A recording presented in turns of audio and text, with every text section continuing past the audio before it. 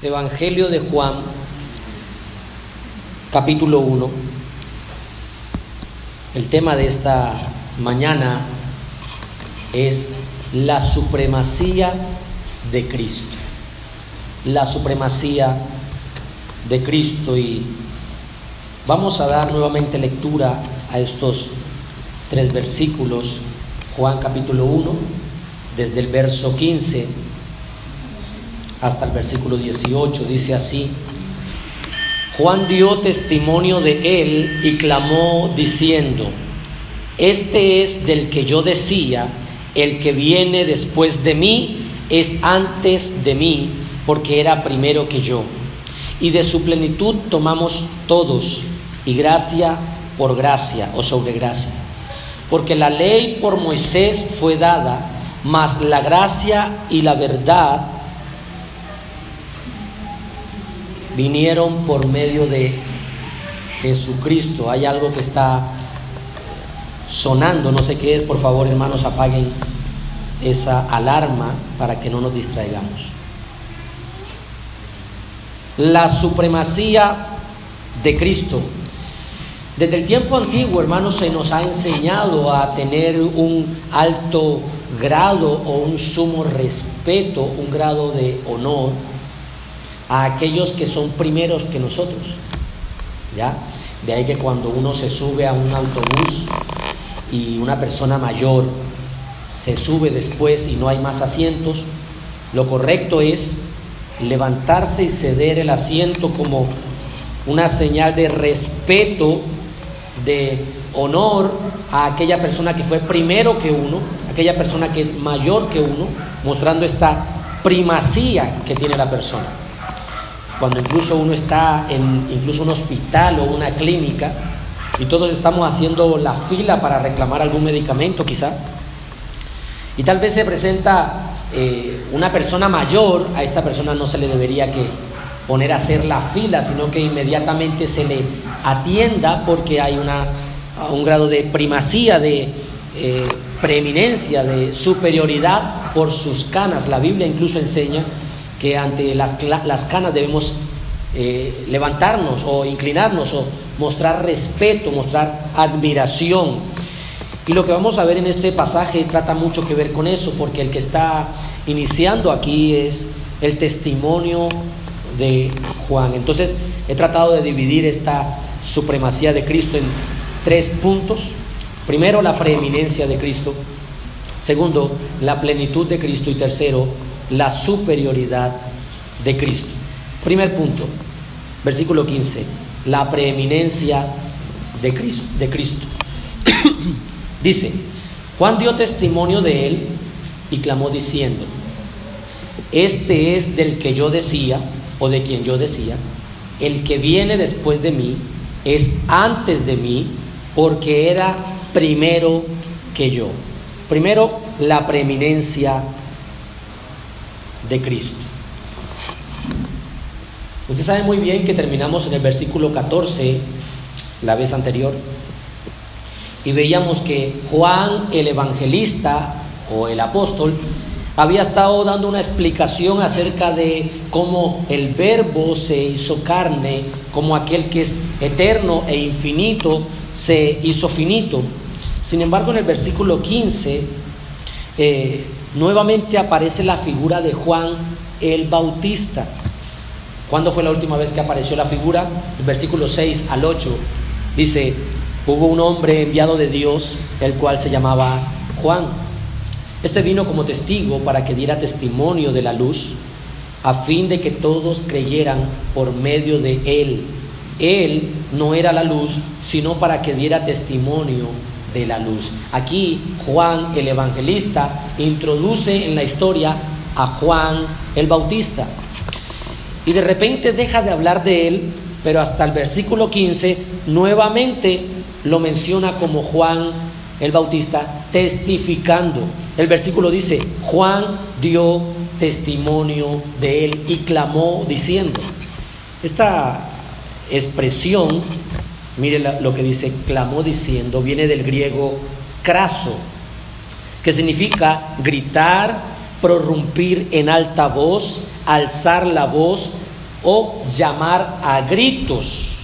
¿Cómo testificaba Juan el Bautista acerca de Cristo? ¿Cómo testificaban o los profetas anunciaban sus mensajes?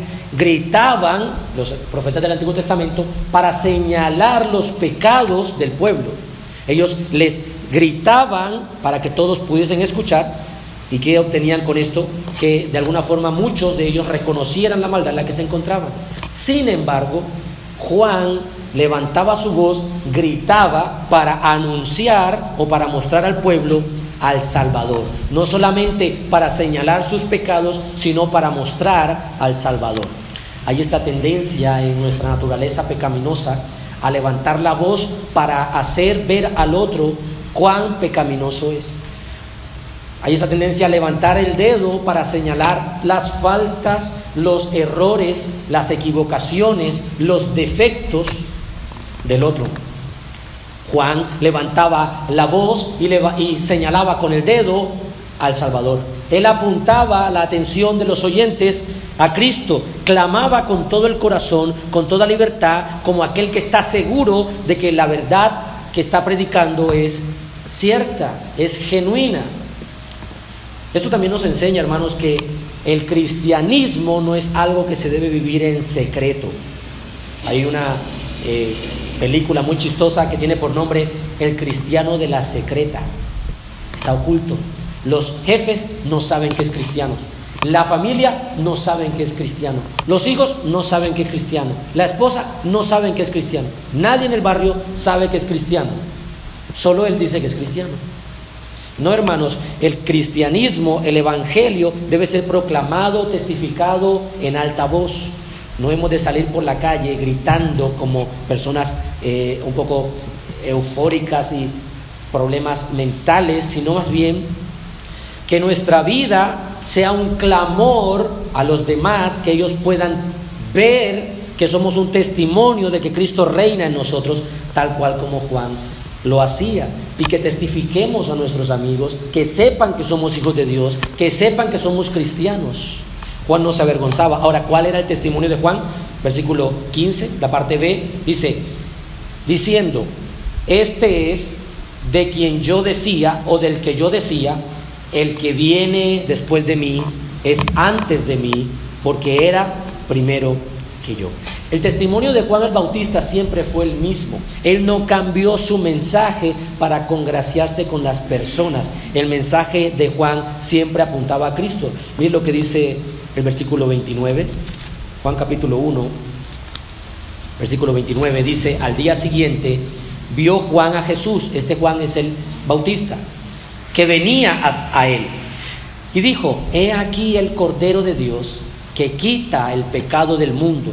Este es aquel de quien yo dije, después de mí viene un varón, el cual es antes de mí, porque era primero que yo.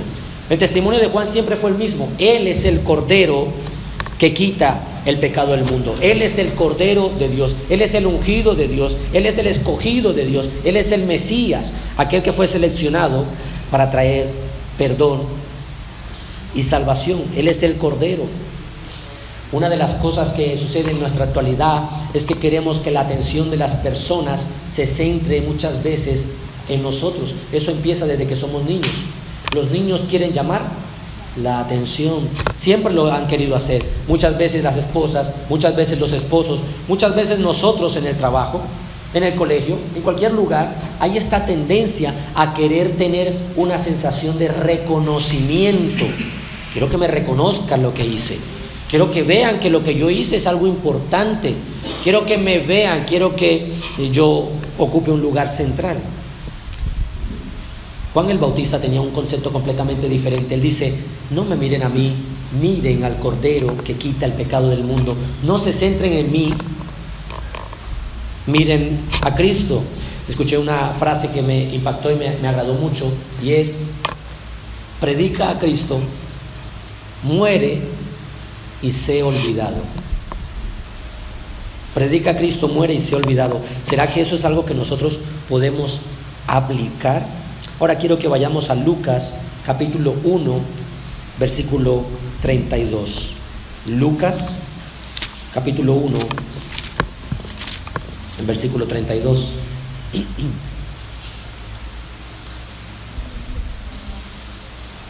Escuche esto.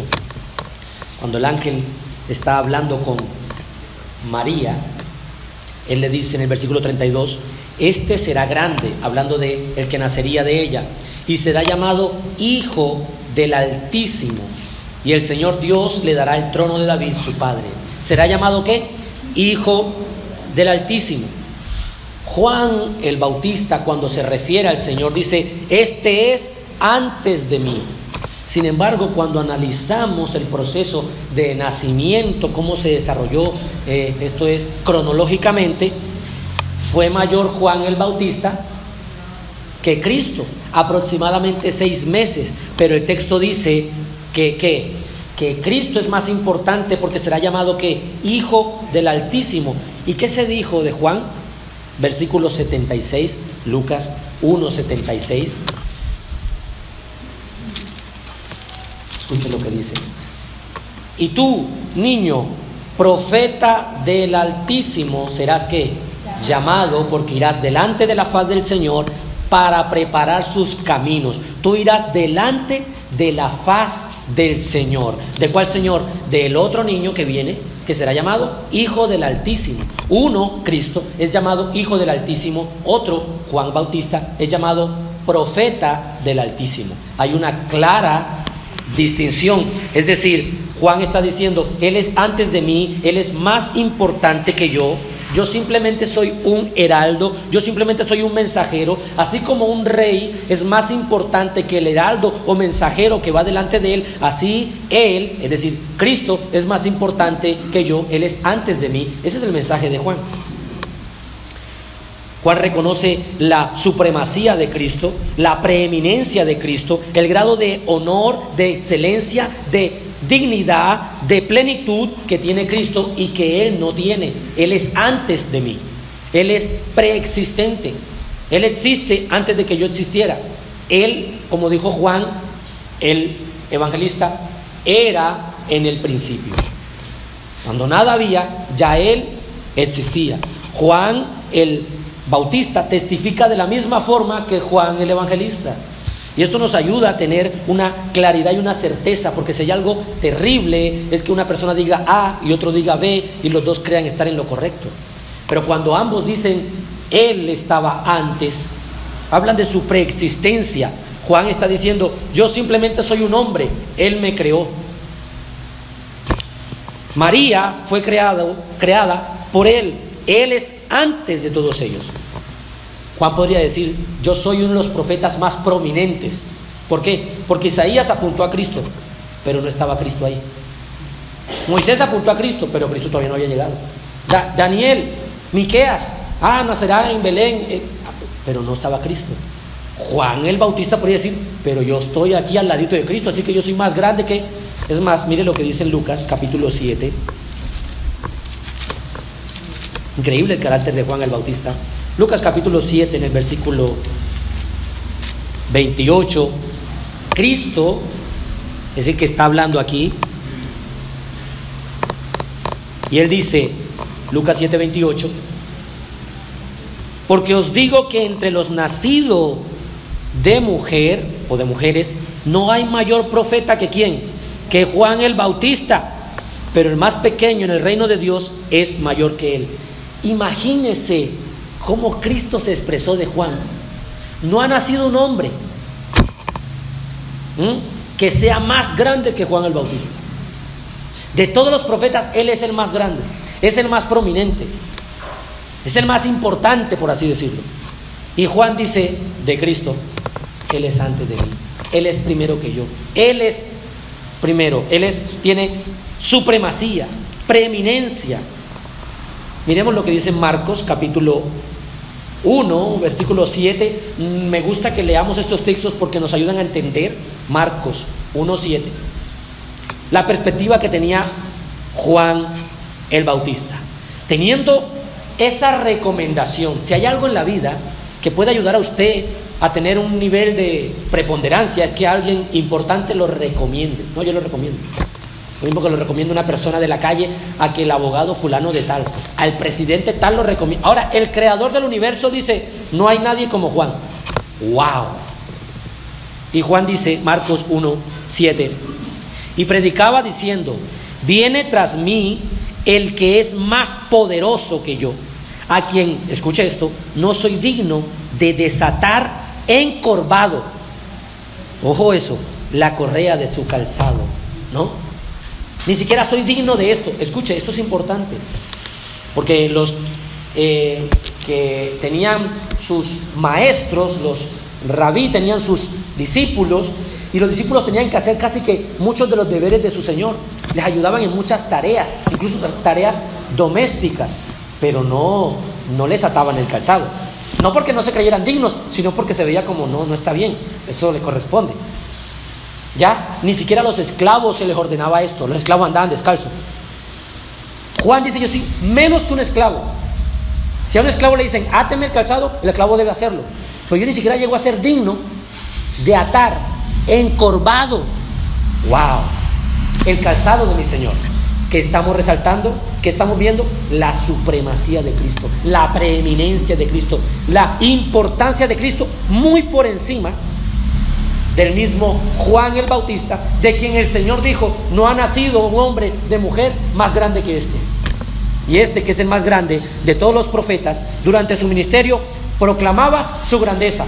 No, proclamaba la grandeza de Cristo, proclamaba la dignidad. Es más, en este texto de Marcos dice, viene tras de mí el que es más poderoso, más importante.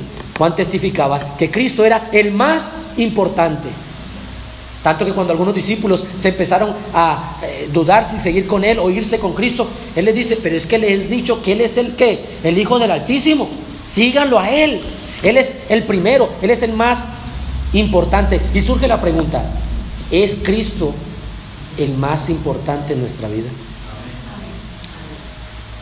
Cuando nos levantamos, lo que más nos preocupa es hablar con Cristo. Surge la sensación apresurada de decir, sí, Dios es lo primero para mí y lo mejor para mí, lo máximo para mí, pero luego cuando empezamos a tratar de examinar punto por punto, quizá no sea lo más importante. Cuando recibo ese salario con gozo y con alegría, lo primero, lo más importante en quien pienso, ni siquiera es en mi esposa, ni siquiera en mis hijos, ni en el mercado que voy a hacer. Lo más importante es pensar en cómo glorifico a Cristo con este dinero, cómo contribuyo para el avance de su reino, la parte que voy a extraer para participar en la iglesia. Muchos ni siquiera piensan en eso. Porque qué difícil es saber si Cristo es lo más importante. Bueno, una de las formas es mirar en cuanto a mis recursos, ¿Cristo es lo más importante? ¿O mi deleite es lo más importante? Mi comodidad, mi placer, mi gozo. Cuando me levanto, ¿Cristo es lo más importante? ¿En el trabajo, Cristo es lo más importante? Seguimos viendo la supremacía de Cristo, la preeminencia. Juan dice, porque era primero que yo. En la frase que Juan utiliza, él dice, este es del que yo decía, el que viene después de mí es antes de mí. Ya vimos esto, porque era primero que yo. Esto es, hermanos, impactante. En esta frase yo estuve mucho tiempo, realmente casi muero solamente investigando esta verdad. Y por supuesto que no quiero abrumarlos, pero es impresionante. De esta manera, Juan el Bautista está reconociendo la eternidad de Cristo. Juan está diciendo, Él es eterno. Porque cualquiera de ellos lo conocía y decía, pero Juan, tú eres mayor que Él, tú eres primero que Él. Juan dice, Él es primero que yo. ¿Pero cómo? ¿Cómo va a ser primero? Juan está diciendo, Él es anterior a todas las cosas. Esta falsa enseñanza de los testigos de Jehová, que es tan peligrosa, ellos de alguna forma afirman que Cristo, escuche esto, que es una criatura de Dios, tiene un nivel de preeminencia, pero no como lo explicamos nosotros. Y el nivel de preeminencia que ellos le dicen es que Él es la primera criatura de Dios. Fue el primer ser creado. Vayamos a Juan capítulo 8, versículo 28. Ellos afirman, los testigos de Jehová, de que Juan fue el primer, que Cristo fue el primer ser creado y que tiene preeminencia, pero es una criatura. Mire lo que dice Juan, capítulo 8, en el versículo 58. Les dijo Jesús: de cierto os digo, antes que Abraham fuera, yo soy. Es más, en el 56 les dice: Abraham vuestro padre se alegró de que había de ver mi día, y lo vio y se gozó. Por la fe, Abraham vio aquella venida gloriosa del Mesías, de la simiente que vendría de Abraham. Él lo vio por la fe y se alegró. Ellos se enojaron. Tú no tienes ni siquiera, dice allí, no tienes 50 años. Recuerda que Cristo era un treintañero. No tienes 50 años y dice que viste a Abraham. Él le dice: les digo en verdad, antes que Abraham fuera, yo soy. Y utilizó justamente la expresión que el Señor utilizó con Moisés: yo soy el que soy. Ego y mí en el hebreo, en el griego. Ahora, ¿qué hicieron ellos? Saltaron, se regocijaron por esta declaración de la eternidad del Verbo. Dice: tomaron entonces piedras para tirárselas. Vemos que una de las doctrinas más atacadas es la doctrina de la deidad del Verbo, de la divinidad del Verbo, de que Cristo es Dios. Les decía que los testigos de Jehová dicen que antes de la creación Cristo fue creado. Sin embargo, esto es una incongruencia, incluso cuando lo vemos desde el ámbito teológico. La Escritura enseña que el mundo, todo lo que vemos, lo que existe y lo invisible y lo visible, fue creado en un lapso de 6 días. Los ángeles, los planetas, las estrellas, constelaciones, esferas, todo lo que se ve y lo que no se ve fue creado en 6 días. Sin embargo, Juan dice que antes de que hubiese un principio, el Verbo ya existía. Esto implica, mis hermanos, de que cuando Juan el Bautista dice que Cristo es primero que yo, el mismo Juan tenía un conocimiento teológico profundo. Muchos de nosotros tenemos una imagen de Cristo muy distorsionada. Creemos que el Cristo de la Escritura es el que vemos en las series o en las películas que presentan, y no es así, mis amados hermanos. Miren lo que dice Juan capítulo 1, versículo 27. Juan 1:27 dice: este es el que viene después de mí, quien es antes de mí, del cual yo no soy digno de desatar la correa del calzado. Juan el Bautista dice: Cristo es primero que yo. Cristo es quien merece la atención. Cristo es el único merecedor de toda honra, de todo reconocimiento, de toda gloria. Que vemos entonces la inmensa preeminencia de Cristo con respecto a los profetas. Juan es el más grande de los profetas, y Juan dice: Cristo es primero que yo, es primero. Yo digo lo mismo, usted dice lo mismo. Cristo es primero. Lo primero en quien pienso es Cristo. Lo primero que importa es Cristo, no yo, no mi voluntad. La supremacía de Cristo habla de eso. Cristo tiene preeminencia en mi vida. Él es lo primero que importa. Cuando voy a cambiar de trabajo, pastor, voy a tener mayores ingresos. Muy bien. Y lo primero, es decir, ¿y Cristo? ¿Dónde queda? No voy a poder congregarme, pero voy a tener más ingresos. Ok, Cristo no es lo primero para ti. Lo primero para ti es las riquezas. Pastor, yo voy a iniciar una relación con alguien. Ok, lo primero. Estamos hablando de lo primero. Juan dijo lo primero. Él es primero. Ok, lo primero. ¿Es cristiano? Ay, ¿por qué todos me preguntan eso, pastor? Porque lo primero es Cristo, hermanos.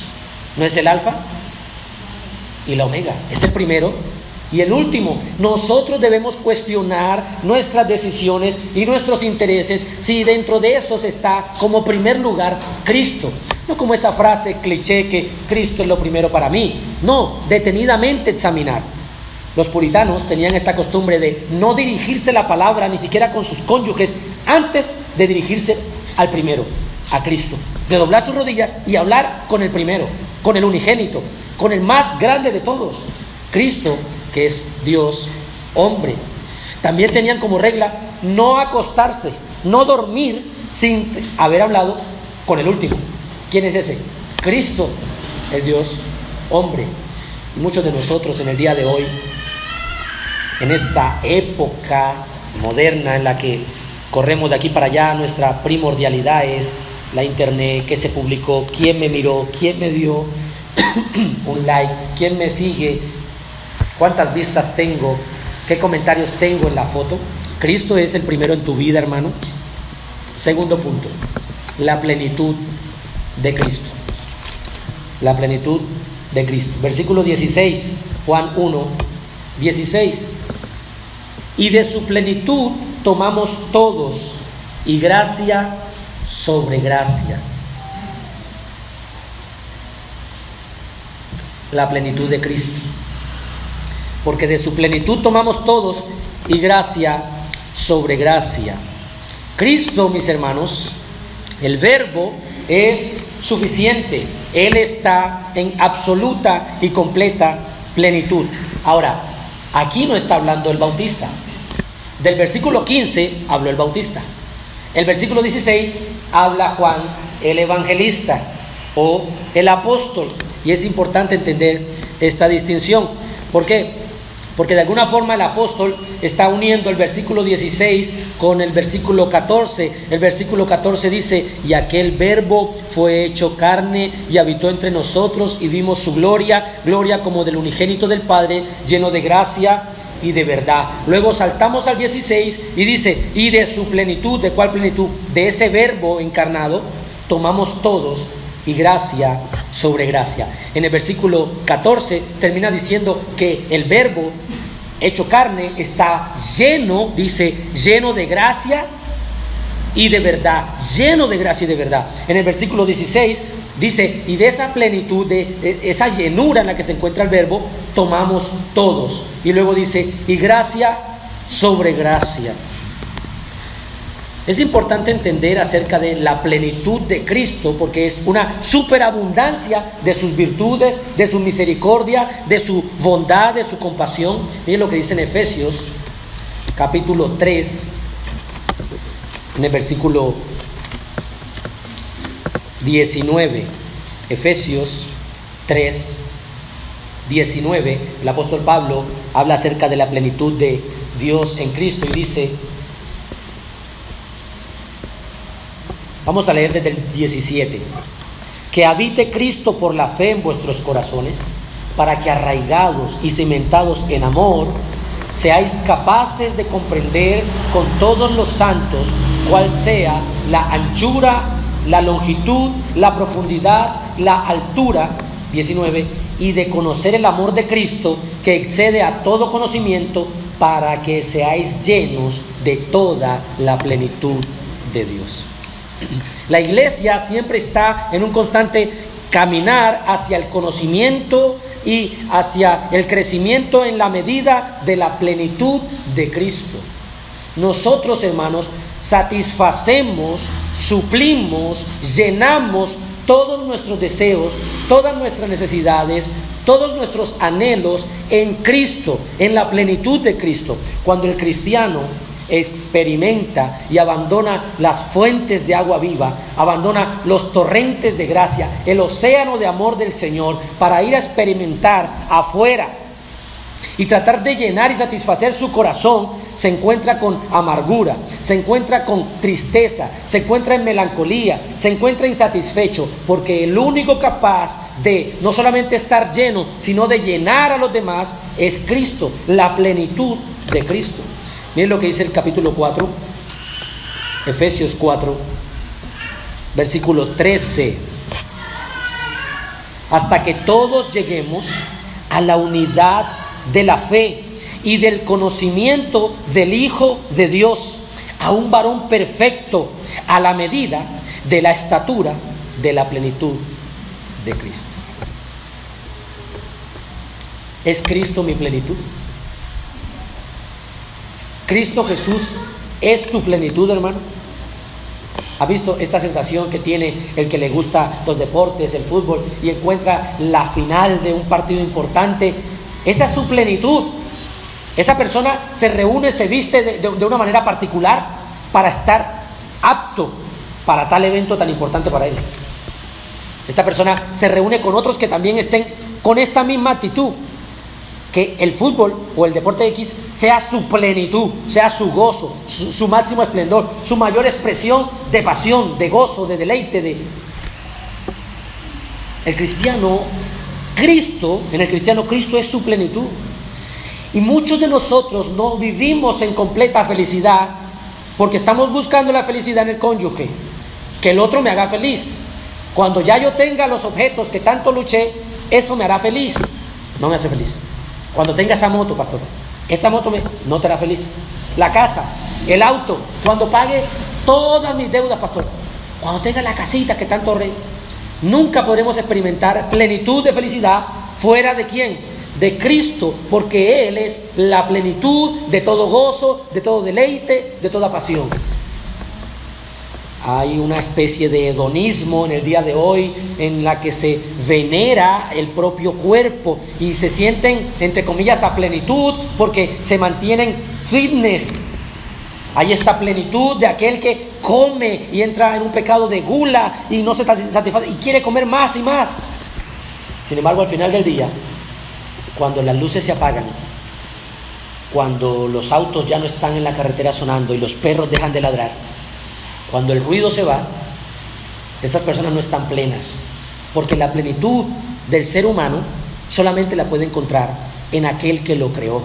Nosotros todos fuimos diseñados a imagen y semejanza del Señor. Incluso aquellos que hoy no están en Cristo, que tienen esa imagen del Señor distorsionada, manchada, contaminada por el pecado, nunca sentirán plenitud a menos que vayan a aquel que los creó, aquel que los hizo a su imagen y semejanza, y entonces los conforme, como dice el texto. Entonces ellos crezcan en conocimiento a un varón perfecto, a la medida, a la precisión de aquel que es Cristo, la plenitud que lo llena todo en todos.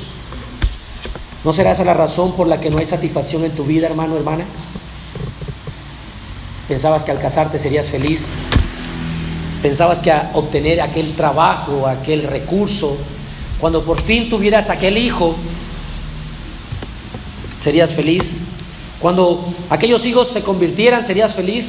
Y no hay una verdadera felicidad a menos de que tú vayas a aquel gran arroyo de gozo, de deleite, de plenitud que es Cristo, que es esas aguas de reposo. ¿Recuerdan el Salmo 23?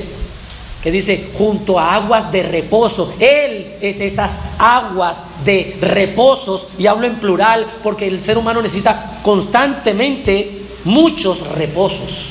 Son muchas las aflicciones del justo. En ellas debe encontrar reposo. ¿Cómo? En la plenitud que es Cristo. Colosenses, unas páginas más adelante, capítulo 1.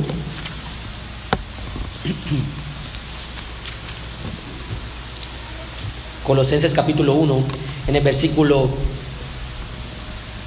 16 al 19, leo, dice, porque en Él fueron creadas todas las cosas, las que hay en los cielos y las que hay en la tierra, visibles e invisibles, sean tronos, sean dominios, sean principados, sean potestades. Todo fue creado por medio de Él y para Él. Este es Cristo. Y Él, Cristo, es antes de todas las cosas. Y todas las cosas en Él subsisten. Y Él es la cabeza del cuerpo, que es la iglesia.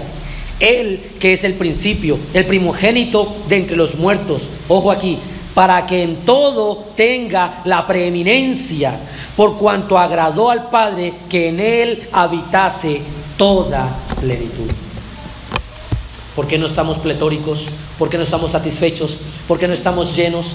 Porque somos en parte semejantes al mundo, buscando la verdadera plenitud en lo que ellos buscan la plenitud.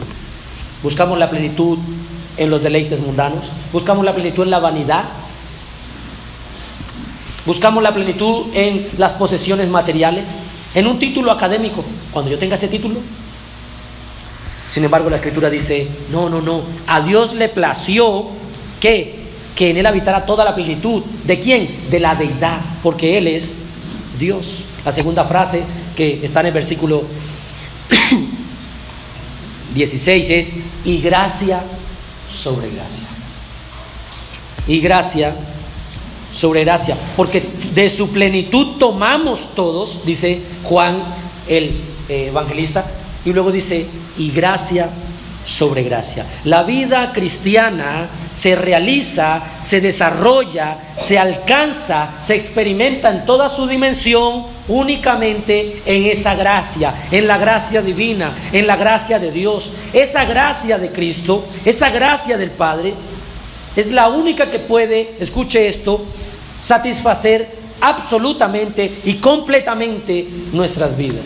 La gracia del Señor. ¿Y qué es la gracia? Es un favor inmerecido, es un favor desmerecido, no hay un mérito, no hemos hecho algo que logre alcanzar, que sea digno de que el Señor nos conceda un favor. ¿Quién lo hizo? Cristo. Por medio de Cristo, que es la plenitud de quien tomamos todos, entonces se extiende sobre nosotros gracia sobre gracia. Es una gracia que no tiene fin, es una fuente inagotable. Pastor, ¿y si necesito más gracia? Sobreabundará la gracia. Romanos 5:20 dice, mas cuando el pecado abundó, sobreabundó la gracia. Hermanos que están batallando con algunos pecados, la única forma de vencerlos es acudiendo y refugiándose en esa gracia sobre gracia. Esa gracia es la que nos salva y esa gracia es la que nos santifica. ¿No dice eso en Efesios capítulo 2, del 6 al 8? Dice, y juntamente con Él nos resucitó y asimismo nos hizo sentar en los lugares celestiales con Cristo Jesús, para mostrar en los siglos venideros las abundantes riquezas de su gracia en su bondad para con nosotros en Cristo Jesús, porque por gracia sois salvos por medio de la fe, y esto no de vosotros, pues es don de Dios. Es una gracia que nos acobija, es una gracia que nos bautiza, una gracia que nos lava, una gracia que nos limpia, una gracia que nos salva, una gracia que nos purifica, una gracia que nos lleva a la gloria. Cuando tenemos aflicciones en el mundo, nosotros debemos descansar en que Dios enviará más gracia, más favores inmerecidos, más ayudas de las cuales no somos dignos. Qué bueno cuando en una posición laboral uno haya gracia ante los ojos del jefe, ante los ojos de alguien. Nosotros hemos hallado gracia ante los ojos del Padre, pero no por nuestros méritos, ni por nuestros esfuerzos, ni por nuestras obras, sino por causa de Cristo. Ahora nosotros podemos acercarnos confiadamente al trono de la gracia. La gracia, mis hermanos, uno de los temas tan ignorados y tan desconocidos en el día de hoy. La gracia no significa que podemos vivir de cualquier forma y podemos pecar porque siempre va a abundar la gracia.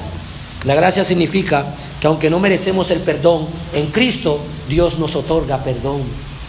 La gracia significa que aunque Dios puede que no nos saque de la aflicción, nos otorga gracia para soportar la aflicción. ¿No dice en Corintios que el Señor envía juntamente con la prueba la salida? Esa es la gracia de Dios. Es como una especie, dice un comentarista, la gracia de Dios aquí manifestada es como un océano inmenso de su amor, de su bondad, donde las olas vienen a la orilla una y otra vez. Es decir, las olas gloriosas de la gracia del Señor vienen sobre nuestra vida una y otra vez. Y cuando creemos que ya todo está perdido y estamos en medio de una aflicción difícil, estamos en medio de una circunstancia complicada, compleja, en la que parece que ya todo está perdido, no hay esperanza, la ola parece que ya se está desapareciendo, la última ola de gracia, de repente viene otra detrás.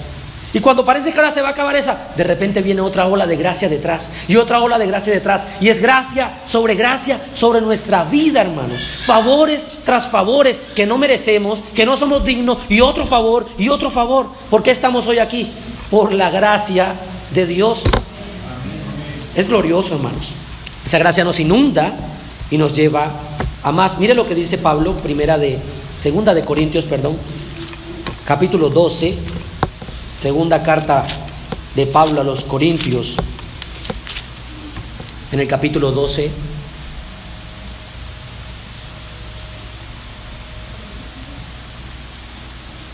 Pablo está sufriendo un aguijón en la carne, versículo 9, y él está rogando al Señor que quite este aguijón, esta aflicción. 12:9, y me ha dicho: bástate mi gracia, porque mi poder se perfecciona en la debilidad. Por tanto, dice Pablo, de buena gana me gloriaré más bien en mis debilidades, para que habite en mí el poder de Cristo, la plenitud de Cristo, la gracia de Cristo, el favor de Cristo. Hay esta tendencia que cuando estamos en una aflicción, lo que queremos es rápido: Señor, sácame de esta aflicción. Señor, sácame, quítame esta aflicción, quítame este dolor, quítame esta... Debemos orar: Señor, ayúdame a descansar en tu gracia.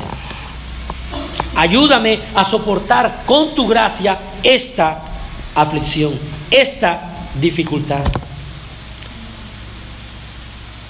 Miremos lo que dice en Juan capítulo 4, versículo 13 y versículo 14. Juan capítulo 4, versículo 13 y 14. Respondió Jesús y le dijo: cualquiera que bebiere de esta agua volverá a tener sed, mas el que bebiere del agua que yo le daré no tendrá sed jamás, sino que el agua que yo le daré será en él una fuente de agua viva que salte para vida eterna. Debemos ir y beber de esa gracia. Hay fortaleza en la gracia de Dios, hay refugio en la gracia de Dios, hay descanso en la gracia de Dios. Cuando nosotros queremos encontrar refugio fuera de esa gracia, cuando nosotros queremos encontrar suficiencia, plenitud fuera de la gracia del Señor, entonces nos encontramos frustrados, afligidos, incompletos. Debemos encontrar refugio, descanso en su gracia. Recordar que su gracia, su plenitud es suficiente, lo llena todo. ¿Es Cristo suficiente para ti, hermano? ¿Qué pasa si el Señor te concediera todas y cada una de tus peticiones? Imagina por un instante que el Señor te libra de todas las enfermedades, el Señor te libra de todas tus deudas, el Señor te concede todas esas casas, todos esos sueños, te concede todo, y luego se va. ¿Irías tras Él? ¿Dejarías todo lo que ya Él te dio por Él? ¿Sería Cristo suficiente para ti? Significa entonces que aunque no tuvieses nada y tuvieses a Cristo, ¿te sientes completo, hermano? ¿Te sientes satisfecho del solo hecho de pensar que el Hijo de Dios, el Cordero inmolado, dejó el cielo para venir a este lugar a morir, a sustituirte, a sustituirnos y derramar su sangre por ti, por amor? ¿Te es suficiente eso? Eso decían los puritanos. Cristo murió por mí. ¿Qué me importa que viva pobre toda la vida? Cristo murió por mí. ¿Quién más murió por ti, hermano? ¿Te es suficiente esa plenitud? ¿Te has cansado un poco de esa gracia? Viene otra. Viene más y más gracia. Es lo que dice Pablo en 1 Corintios 15:10. Dice: pero por la gracia de Dios soy lo que soy, y su gracia no ha sido en vano para conmigo. Antes he trabajado más que todos ellos, pero no yo, sino la gracia de Dios conmigo. Soy ese cristiano que se jacta, que yo oro mucho, yo esto, yo aquello. En vez de decir, yo me esfuerzo, pero no soy yo. Es la gracia de Dios en mí. Cuando obedezco sus mandamientos, no, ni siquiera soy yo, es su gracia en mí. Y cuando lo desobedezco, ese soy yo. Ese soy yo. Lo que Juan Calvino decía: todo lo bueno que veas en mí es Cristo, y todo lo horrible y malo que veas en mí, ese soy yo. Tercer y último punto: la superioridad de Cristo. Hemos visto entonces la preeminencia de Cristo, la plenitud de Cristo, y ahora veremos como tercer punto y último la superioridad de Cristo.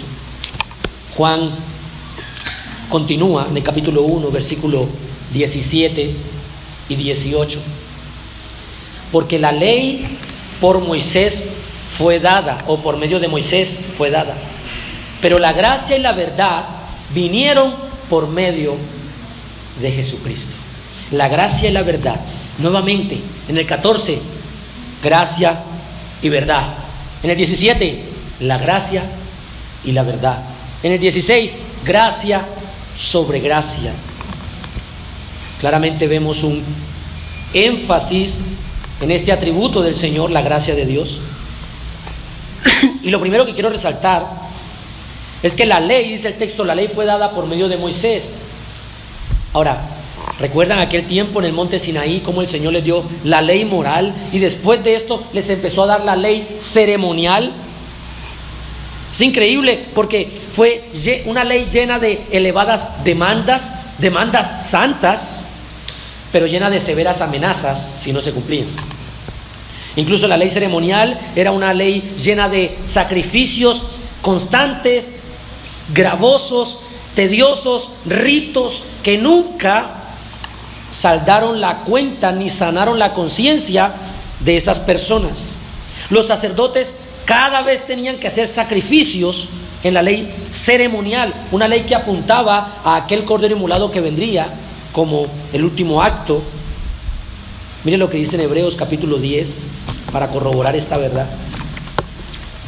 Hebreos capítulo 10 en el versículo 3 y versículo 4 dice: pero en estos sacrificios cada año se hace memoria de los pecados, porque es imposible que la sangre de los toros y de los machos cabríos quite los pecados. Año tras año, haciendo sacrificios para que los pecados de las personas del antiguo pacto fueran perdonadas, que sus pecados fueran quitados. Sin embargo, el pasaje dice: es imposible que la sangre de toros y de los machos cabríos quite los pecados. A pesar de toda esta carnicería que había, sus pecados no eran verdaderamente quitados. Había una confianza en que eso representaba a aquel Cristo que vendría a quitar nuestros pecados. Pero por medio de la ley tenían que practicar estos ritos, estas ceremonias. Pero ¿qué más dice Juan? Eso fue por medio de la ley dada a Moisés. Pero en Cristo, por medio de Cristo, dice, vinieron la gracia y la verdad. ¿Por qué vino la gracia por medio de Cristo? Porque es la plena y completa manifestación y cumplimiento de la ley de Dios. Todas aquellas leyes ceremoniales, aquellos ritos en los que tenían que sacrificar un cordero, un becerro, etcétera, vinieron a tener un total y absoluto cumplimiento en Cristo Jesús. Miren lo que dice en Hebreos 7, versículos 24 y 25. Hebreos capítulo 7, 24 y 25. Mas este, que es Cristo, por cuanto permanece para siempre, tiene un sacerdocio inmutable, por lo cual puede también salvar eternamente, salvar perpetuamente, eternamente a los que por él se acercan a Dios, viviendo siempre para interceder por ellos. Él es ese sacerdote que de día y de noche está intercediendo por nosotros, pero él dice, por medio de su sacrificio, salva perpetuamente, salva eternamente, lava completamente los pecados. Esto es maravilloso porque esto muestra la superioridad de Cristo. ¿Cómo? Cristo es superior a Moisés. Cristo es superior a la ley. Él es el cumplimiento de la ley.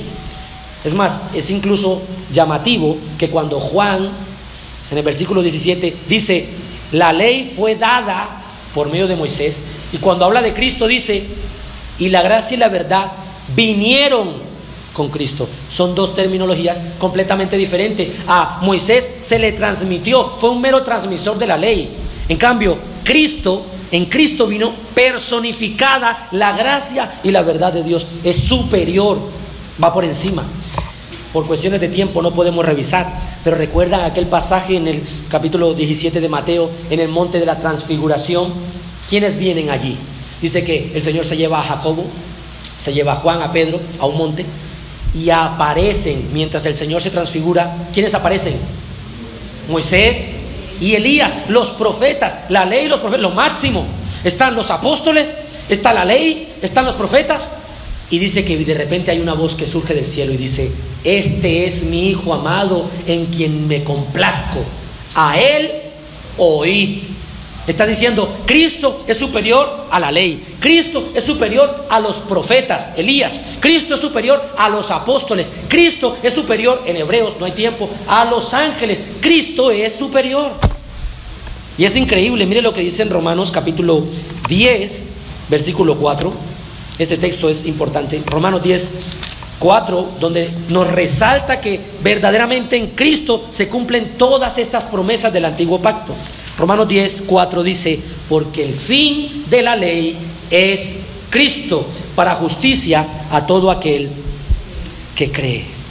Gloria a Dios. Cristo es el verdadero Cordero Pascual. Cristo es el verdadero chivo expiatorio. Cristo es el verdadero maná que descendió del cielo. Cristo, mis hermanos, y solo Cristo. Ellos tenían que comer, y el mismo Señor lo utilizó en un ejemplo. Ellos tenían que comer ese maná, pero volvían a tener ¿qué? Hambre. No disfrutaban de la verdadera plenitud. Ahora Cristo dice en Juan 6:35: yo soy el pan de vida, el que a mí viene nunca tendrá hambre, el que en mí cree nunca o no tendrá sed jamás. Él es el camino, Él es la verdad, Él es la vida. Cristo es superior. ¿Cómo termina este pasaje? Versículo 18, Juan 1:18. A Dios nadie le vio jamás. El unigénito Hijo que está en el seno del Padre, Él le ha dado a conocer. Este texto es interesante porque viene hablando de la ley dada a Moisés. Y si usted recuerda en Éxodo capítulo 33, para que se lo lea en su casa, hay un pasaje en el que Moisés le dice al Señor: muéstrame tu gloria, yo quiero verte, ¿no? Quiero palparte, quiero experimentar que tú pases frente a mí. Y el Señor en un texto muy largo le dice: yo pasaré, sí, pero tú no me podrás ver, porque no hay hombre que me vea y viva. Y dice que de alguna forma cuando el Señor pasa, el Señor pone su mano, no lo deja ver. Y cuando el Señor ya cruza, proclamando sus atributos, proclamando su verdad, su misericordia, su gracia, Moisés se asoma y le ve las espaldas al Señor. ¿Cómo es eso posible? No tenemos el tiempo para profundizar en esa gran verdad. Y hasta el día de hoy todavía los teólogos difieren en cuanto a la interpretación correcta de esa realidad, pero le permitió ver las espaldas al Señor. Es increíble, hermanos. Y aquí Cristo, Juan, está diciendo: a Dios nadie lo vio, ni siquiera el mismo Moisés. Y viene hablando de Moisés. Moisés no lo vio. Es increíble. Ahora, ¿por qué no lo vio? Principalmente por la naturaleza del Señor.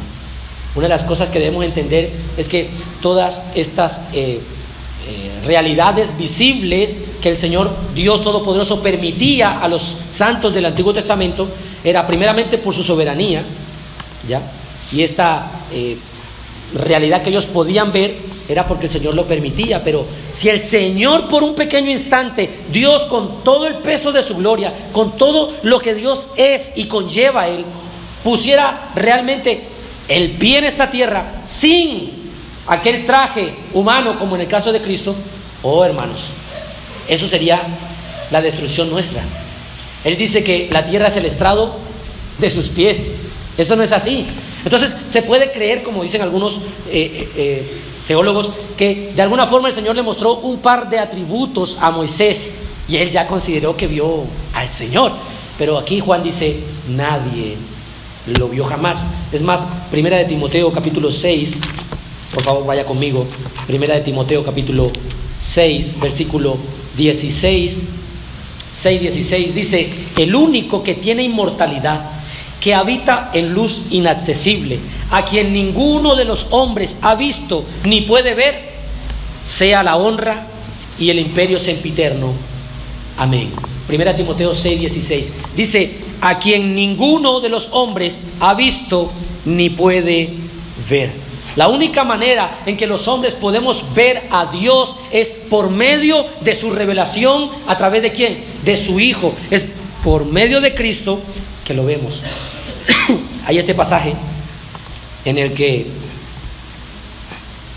capítulo 14 de Juan, vayamos allá un momento, hermanos. Juan capítulo 14, versículo 9.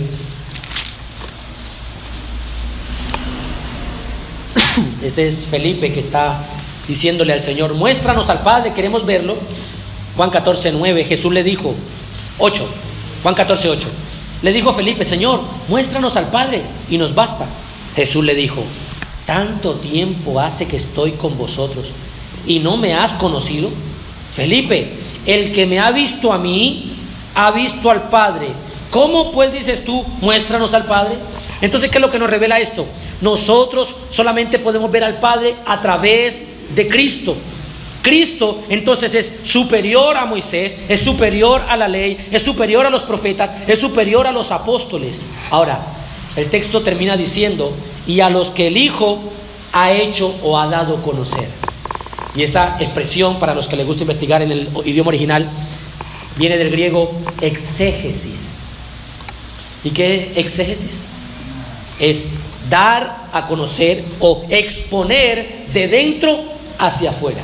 Es lo que los predicadores bíblicos hacen con respecto a la predicación de la palabra. Hacen exégesis, extraen lo que el texto dice de dentro del texto, lo extraen afuera y lo explican, lo explayan, lo ahondan, lo profundizan. Y hay otra cosa muy similar que es eisegesis. La eisegesis es lo contrario a la exégesis. La eisegesis es introducir lo que está afuera adentro del texto. Mis pensamientos, introducirlos o imponérselos al texto. Mucha gente hace eso en el día de hoy. Viene, abre la Biblia, pone un dedo y dice, ¿qué cree usted que dice ahí?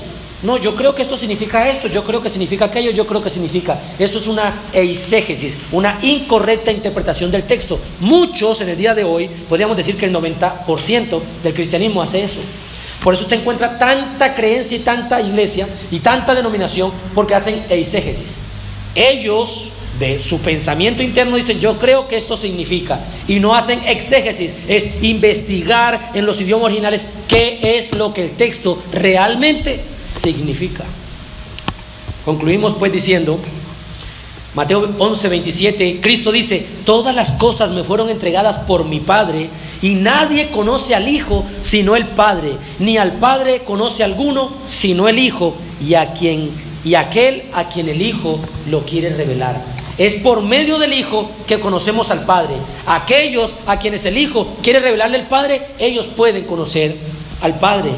Entonces, ni Abraham, ni Moisés, ni Josué, ni David, ni Isaías, Daniel, todos estos hombres de Dios no conocieron plenamente al Padre, porque ellos no tenían la revelación de ¿quién? De Jesucristo. Ellos descansaban por medio de la fe, confiantes en aquel que había de venir, pero no vieron a ese verbo. Nosotros de la misma manera confiamos así a aquel que no podemos ver, pero que ya vino y volverá. Y la única forma de conocer al Padre es a través de los lentes de su Hijo. Aplicaciones finales, hermano. 3 aplicaciones traigo para cada uno de nosotros. Primero, hermano, ¿te sientes débil? Tus fuerzas se están agotando, experimentas fatiga, agotamiento. Ve a Cristo. Él es esa plenitud en la cual hay suficiente gracia para renovar tus fuerzas. Dice la escritura en Isaías 40, Él da esfuerzo al cansado y multiplica las fuerzas del que no tiene ningunas. Es más, la Biblia dice, los muchachos se fatigan y se cansan, los jóvenes flaquean y caen. Estás flaqueando, estás cayendo, consideras que es muy difícil caminar este camino angosto, es muy difícil, es muy pesada esa cruz, sientes que estás flaqueando, que ya no puedes más. Descansa en Cristo, ve a Cristo, acude a Cristo. La Biblia dice, los que esperan a Jehová tendrán nuevas fuerzas, levantarán alas como las águilas, correrán y no se cansarán, caminarán y no se fatigarán. ¿No será que estás corriendo en tus fuerzas, hermano, hermana? ¿No será que por esa razón es que te cuesta? Por esta razón hay fallas en tu carácter, no has podido dejar ciertos pecados porque lo estás tratando de hacer en tus fuerzas. Ve a Cristo y que el Señor te cambie. Ve a Cristo y que el Señor te transforme. ¿Recuerdas al hijo pródigo, hermano? Él solamente fue al Padre, tal como estaba, maloliente, mal vestido. Estaba con una imagen impresentable, pero él sabía que en sí mismo él no podía cambiar esa imagen, él no podía quitar ese olor, él no podía cambiar ese aspecto. Pero yendo al Padre, allá podía recibir un baño, allá podía recibir un vestido, allá podía recibir calzado, allá podía recibir un anillo. De la misma forma, hermano, tú que estás afligido, tú que estás acongojado, tú que tus fuerzas están acabando, ve al Padre, ve al al manantial de gracia, acude al trono de la gracia confiadamente, renueva tus fuerzas. ¿Sabe que es agradable cuando usted viene agotado y se da una ducha y eso como que renueva sus fuerzas, le revitaliza? ¿Qué mejor que sumergirte en el río de Dios? ¿Qué mejor que buscar nuevas fuerzas en Cristo, dependiendo de su gracia y llenándote de su plenitud, descansando en su gracia?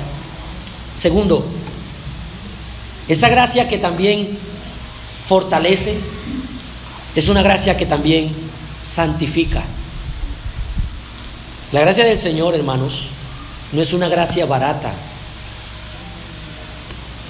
Puede que yo esté hablando aquí y algunos estén maquinando pecar al salir.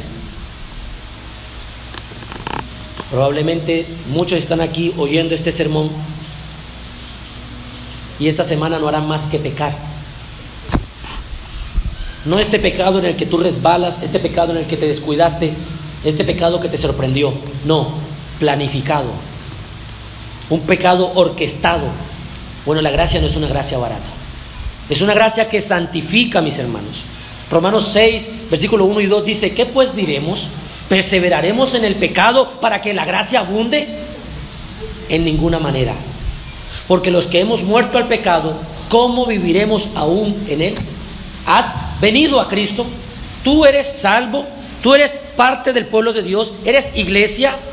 Entonces debes crecer en constante santificación.